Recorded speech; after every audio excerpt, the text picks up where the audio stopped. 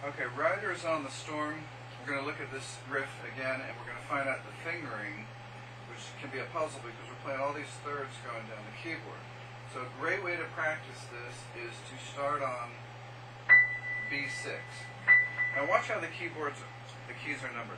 The very first C on the piano is called C1. The lowest A and B are A0 and B0.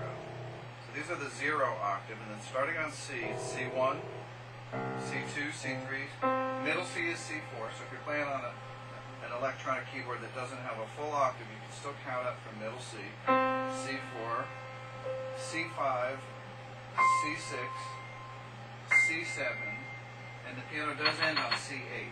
Now, an electronic keyboard may not have, it might stop on C7, so you probably have at least this much range. So we're going to start on B6, and we're going to think about these 5 notes as a 5-finger position. With 5 on B, 3 on G, 4 on A, 2 on F sharp, 3 on G, thumb on E. And a good way to practice this position is just to go back and forth in the E minor position. Notice my hand is not moving very much, it's just the fingers that stay hovering right over the keys, although you want to avoid tension.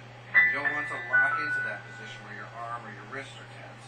But keep it loose, and then just roll down those 5 notes. And you practice that for all. So you may practice the position first, and then the descending thirds. G, B, A, F sharp, G, E. What we're going to do to make this fit the entire pattern is we're going to extend it now. The thumb simply steps down from E to D. So it really gives us a 6-note pattern.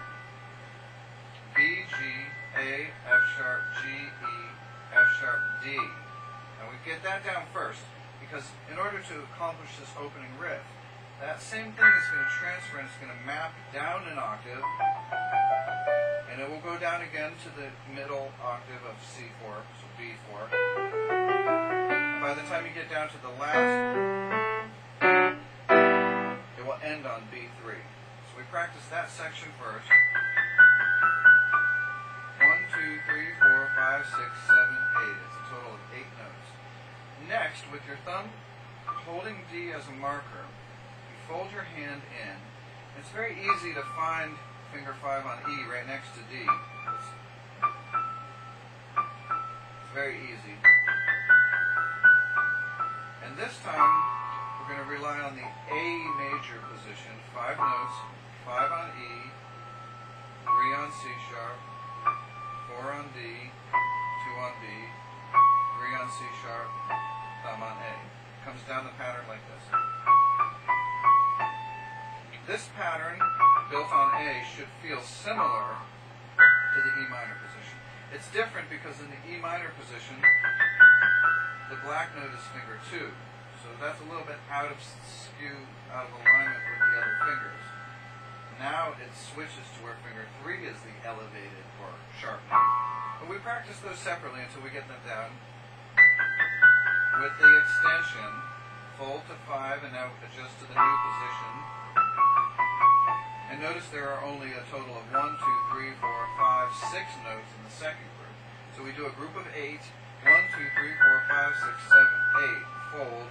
1, 2, 3, 4, 5, 6. Now it's going to be 8 again, and it's the exact same 8, an octave lower. Group of 6. 8. 6. And at this point you have a choice. You can either fall into the same pattern where you only have, and you would stop with 4 on A and then readjust your hand for the chord progression. Or you can think of that ending as an entirely separate section.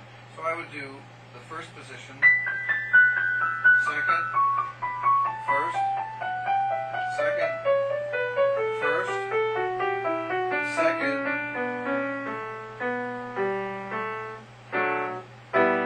and on the ending, as you strike finger 2 on B3,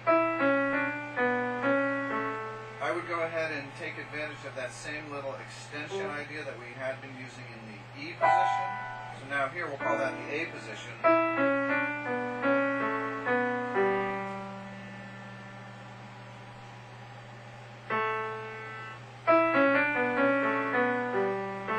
becomes the pivot note